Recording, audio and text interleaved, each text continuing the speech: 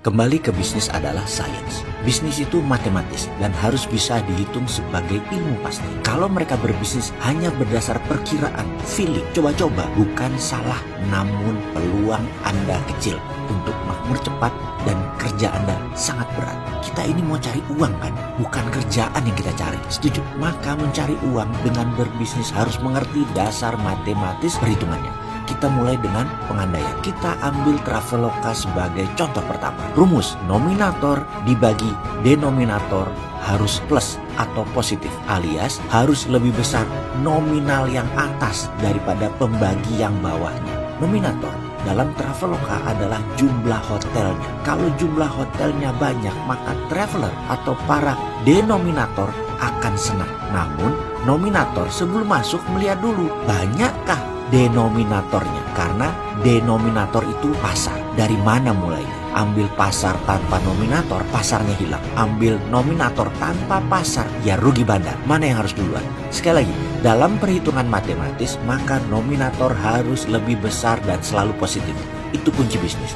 Nominator harus dipertahankan lebih besar dari denominator. Lalu untuk memulai bisnis itu mana yang harus didulukan? Pembaginya dulu atau nominatornya dulu? Bagaimana menjawab pertanyaan ini? Di sini kita harus paham melihat pasar. Kita harus paham melihat pain point masalah siapa yang mau dipecahkan terlebih dahulu. Bisnis itu besar nilainya ketika kita menyelesaikan dua masalah pain point, nominator dan denominator bersamaan. Gojek sekarang kita ambil sebagai contoh kedua. Mana nominatornya, mana denominatornya Gojek. Mereka dari sejak pertama benar menarget ojeknya. Mereka tahu macet Jakarta akan membuat pasar kebutuhan transportasi besar. Jadi Gojek fokus di ojeknya. Maka memiliki 10.000 supir ojek menjadi penting terlebih dahulu mereka fokuskan, yaitu membuat happy supir ojek. Mana yang mereka membuat happy terlebih dahulu itu dijadikan denominator. Ketika 500.000 user dengan 10.000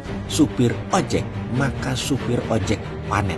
Setiap bulan bisa bawa pulang 10-15 juta. Waktu itu lalu berita tersebar meluas dan Gojek diserbu para ojeker. Dari ojek pangkalan berubah menjadi ojek online. Sampai 100.000 mungkin supir ojeknya, di mana usernya tetap masih 500.000. Sehingga satu supir ojek hanya dapat 2 jutaan karena pembaginya jadi banyak. Kalau mereka kecewa ojeknya, maka bisnis akan merugi di sisi Gojek. Maka iklan gede-gedean, ambil lagi nominator sampai 4 juta orang. Begitu bolak-balik sampai ketemu critical mass. Grab sekarang, karena belum ketemu critical mass, maka Grab masih iklan sana sini mencari nominator dan denominator. Jadi pasti lebih murah naik Grab sekarang. Dan Grab serius garap pasar transportasi. Seperti saya pernah prediksi sebelumnya bahwa Grab is the winner. Kenapa? Karena Gojek akan fokus ke payment, transportasinya menjadi pelengkap saja. Ini prediksi saya. Kembali ke nom dan denom. Jadi kunci bisnis adalah mana yang mau dibuat happy terlebih dahulu,